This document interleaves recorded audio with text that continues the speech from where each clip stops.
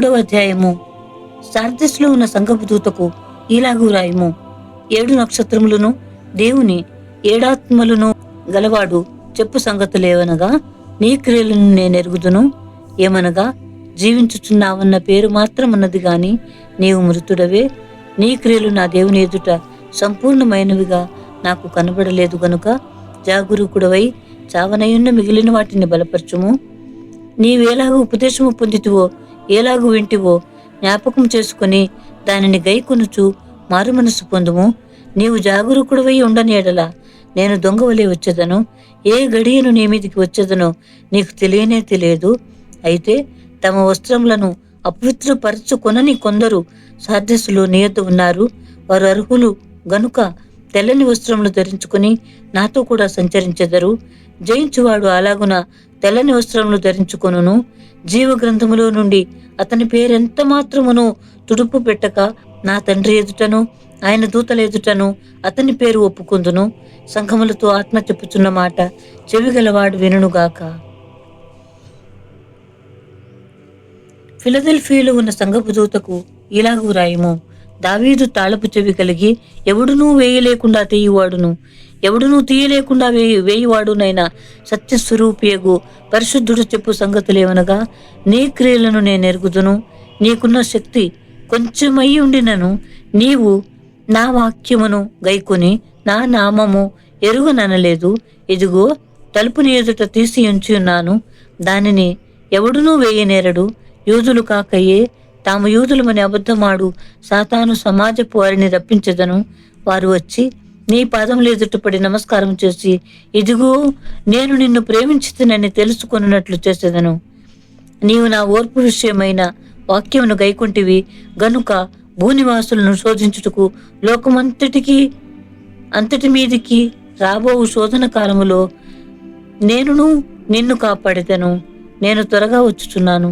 ఎవడునూ నీ కిరీటము అపహరింపుకుంటున్నట్లు నీకు కలిగిన దానిని గట్టిగా పట్టుకొనుము.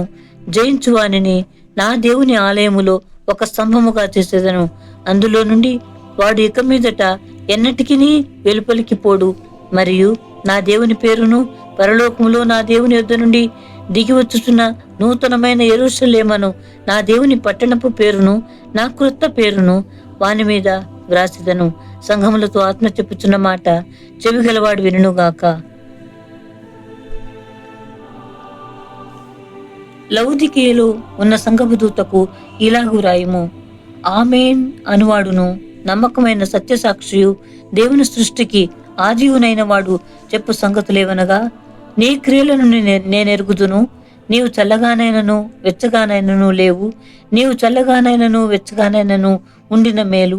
నీవు వెచ్చగానైనను చల్లగానైనను ఉండక నులివెచ్చగా ఉన్నావు గనుక నేను నిన్ను నా నోట నుండి ఉమ్ము వేయను ఉద్దేశించుచున్నాను. నీవు దౌర్భాగ్యుడువును, దిక్కుమాలిన వాడువును, దరిద్రుడువును, గ్రుడ్డివాడువును, దిగంబరుడువునై ఉన్నావని ఎరుగక నేను ధనవంతుడను, ధనవృద్ధి చేసి ఉన్నాను, నాకేమీ కొదువలేదని చెప్పుకొనుచున్నావు.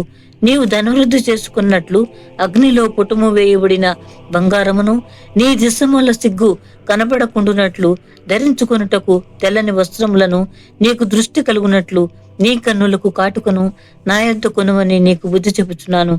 నేను ప్రేమించు వారినందరినీ గద్దించి శిక్షించుచున్నాను గనుక నీవు ఆసక్తి కలిగి మారు మనస్సు పొందుము. ఇదిగో, నేను తలుపు నొద్ద నిలుచుండి తట్టుచున్నాను.